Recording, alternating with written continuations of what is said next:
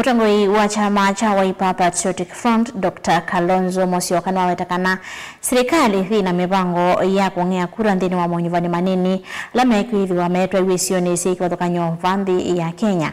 Ainini ya kanisani wa PCEA Kiambu Kalonzo nawetakana thukuma serikali tamaende na utambuka isioni su kunengane ivaki kuyene nthi kukunia ateti masia serikali kula iwetakana usakwani uwa matuku miongweli na mwanza mweyu methi wa mauvungu na tinzia ya kuonanya diplomasia ya nthi ya Kenya. Osea Kimanzi na maovo.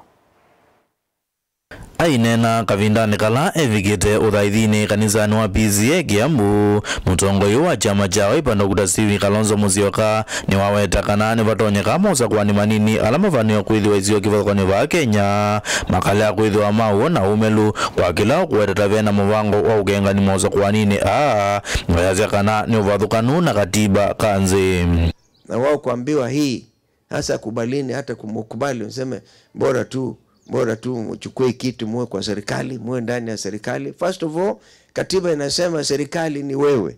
Hiyo ndio ajabu. Ndiko Aweru. Nobody should tell a Kenyan that you should vote this way because you should be in government. Kenyans are themselves the government because the sovereignty of the republic is vested in the Kenyan people. Ndio katiba inasema we the people. In my view, what is going to happen next Thursday cannot meet the standard of a democratic election.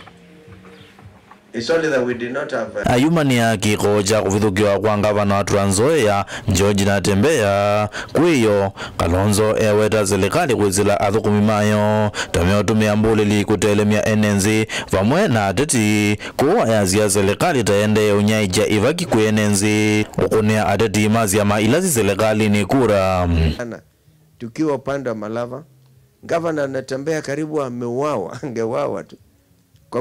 He's lucky he was standing there, and the people firing hizo bunduki sio hata askari, ni goons.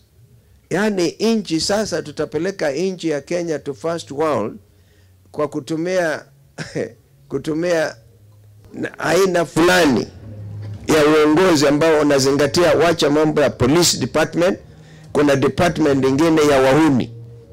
Yani wahuni wawe na silaha, na hiyo ni kuhatarisha hata maisha sio tu ya viongozi bali pia wananchi wa Kenya. Kavindani kau Kalonzo ni wakulia ikanisa kuithwa mustali niwambe kuvoya na kulunga nzi ya Kenya.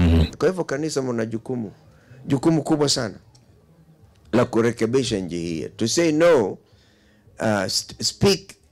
I saw the Anglican Church Bishop of Kisumu, and the headline was speaking truth to power.